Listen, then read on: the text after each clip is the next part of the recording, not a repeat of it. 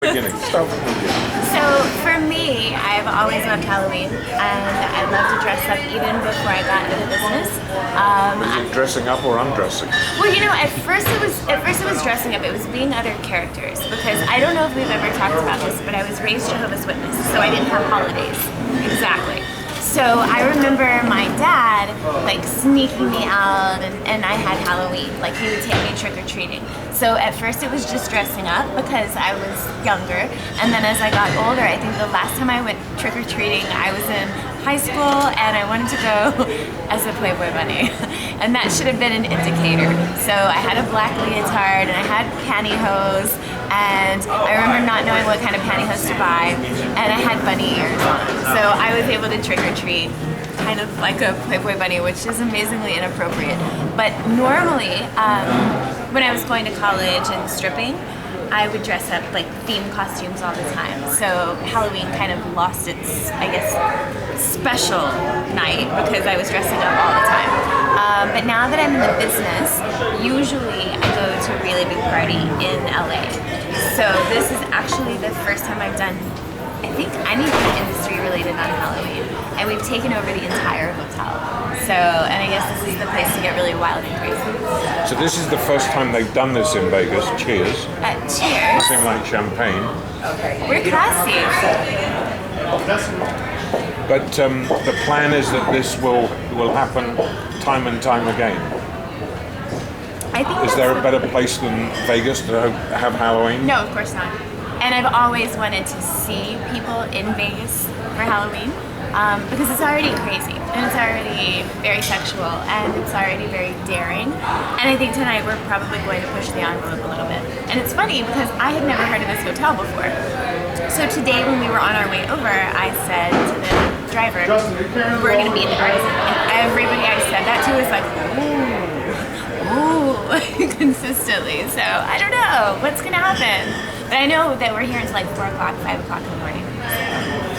You're ready to rock. Yeah, I will be.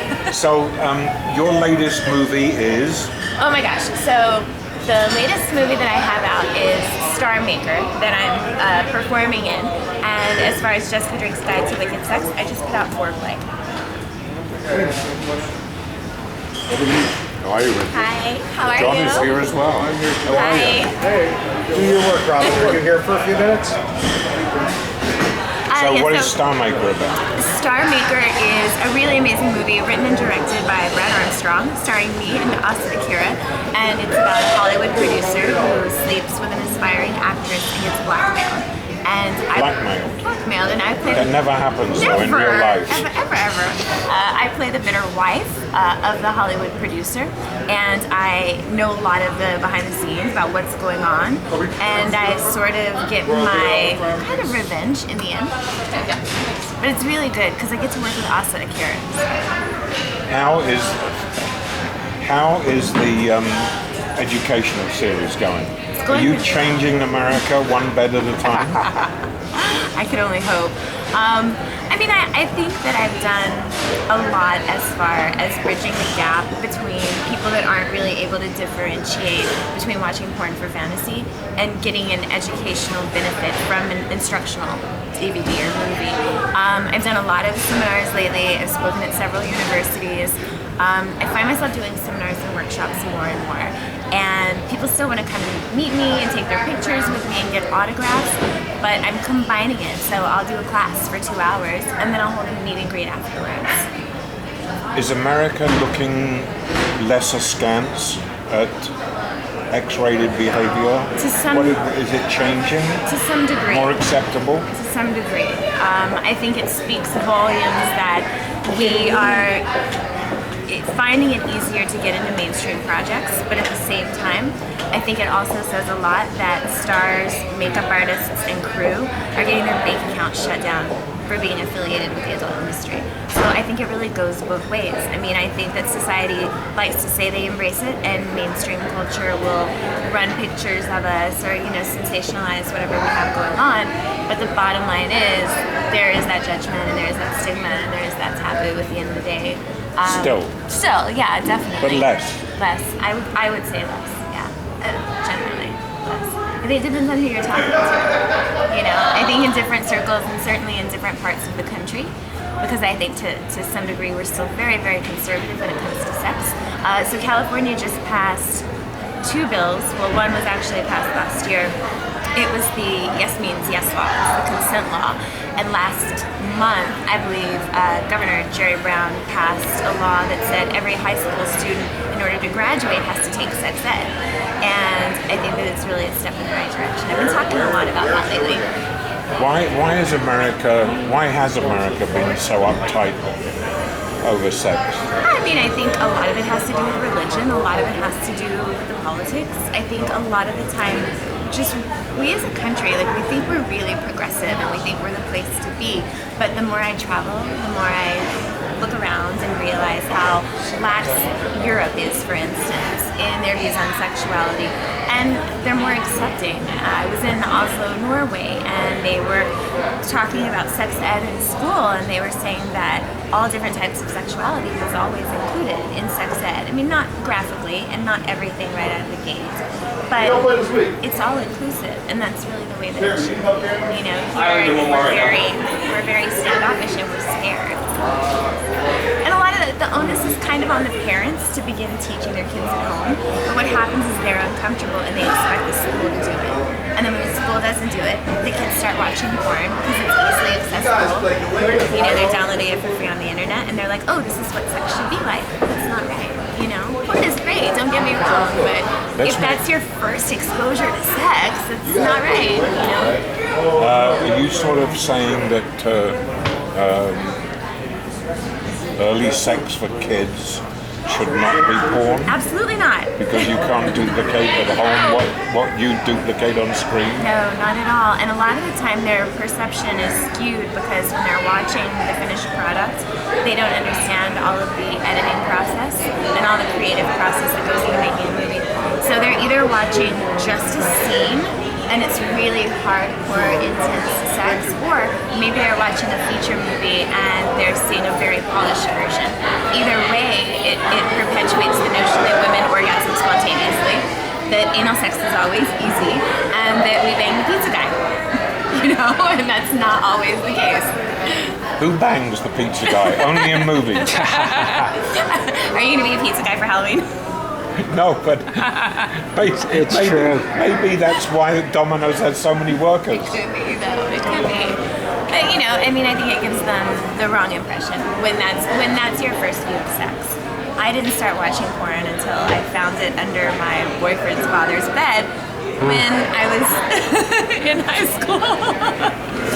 But I was very curious. It was not my first sexual experience.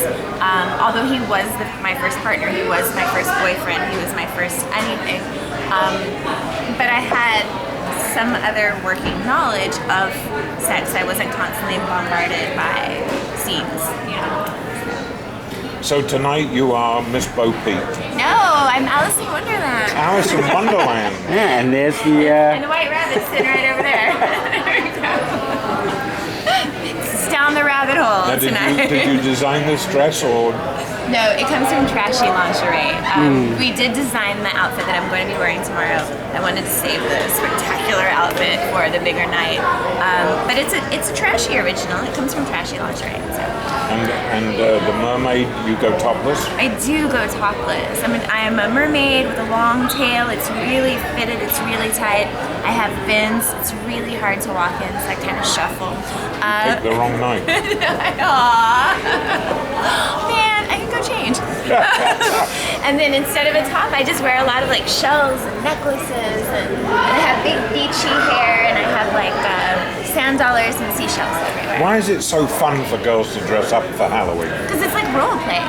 It's role playing. We can step out of character. It gives us license to be something else, someone else, and I think it gives a lot of people freedom to kind of act out if they dress as someone else or something else. You know, I think they can express themselves a lot differently.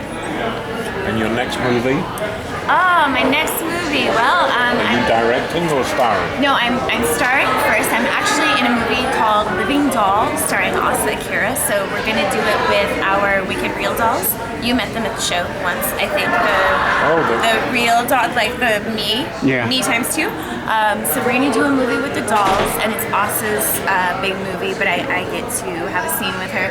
And then I'm doing a movie for David Lord called Casual Encounters. We're going to and the pool, right? Not the pool bar? there's something really different about this movie. There is no dialogue in the entire movie, but there is a big story.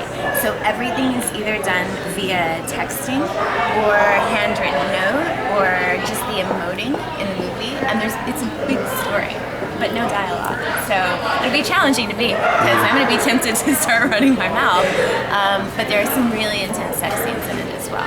So there's a sex scene in the middle of a field. I'm in the middle of a field, and I have cars parked all the way around me and headlights shining on me, and that's how I'm doing the scene.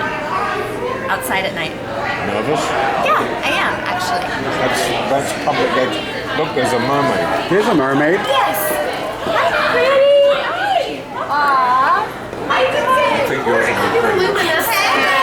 How you doing? Happy Halloween. What's tomorrow? So there are people in the cars watching this? Yes. Wow. There are people in the cars that are watching, and some of them are going to come out and join. So, yeah, I'm really excited. I'm kind It's of exciting concerned. or nervous? More exciting than nervous, but nervous because the weather is finally starting to change. So So it's going to be it's cold. It's a cold stop. Yeah, and if I get on a car, the car is cold. So, yeah, it's going to be good. It'll be good. And how long do you keep doing this? You know, as long as I'm happy. And I think I've told you that before, like, as long as there are still things that I want to do, that are things that I like to do, people that I like to work with. But the instructionals are coming along, so I keep doing that, and I'm still dancing. So, juggling. So the next instruction that I'm shooting is sensual massage. I'm really excited to do that one. Jessica, what do you think about Playboy magazine getting rid of the topless? Oh no! So Yeah, so what do you think about Playboy magazine? yeah, well, I think that they've built this iconic brand on tasteful, glamorous nudity.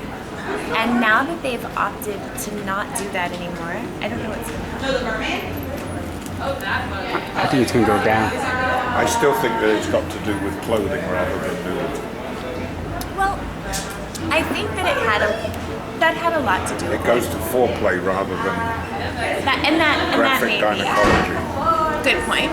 But when they're trying to compete with FHM and Maxim, they're already so established. Yeah. People will have to start reading the articles. Has Well, Play- you better start getting ready to write on the computer. Hey, did Playboy ever confront you to be a centerfold? Or? So when I was younger, I went to a modeling call, and the way that they worded, I was dancing at the time, I was already a stripper, and the way they worded it, they made it sound like that was a good thing.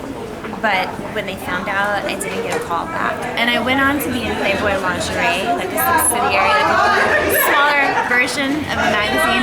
And I mean, it was great, but it wasn't Playboy. Yeah. So I did Penthouse, and then I did the rest of the magazines. But Playboy, for me, my first husband collected them. So I saw really old Playboys, like just super old. And then I watched the magazine evolve, and then my favorite was the Pamela Anderson layout when she was on the beach. I had my closet wallpapered with that layout. Like, that's how much I read this looked at this magazine, because I wasn't reading it back then. So I mean, I don't know. I hope it works for them. I do. I hope it works for them. Fine. Thank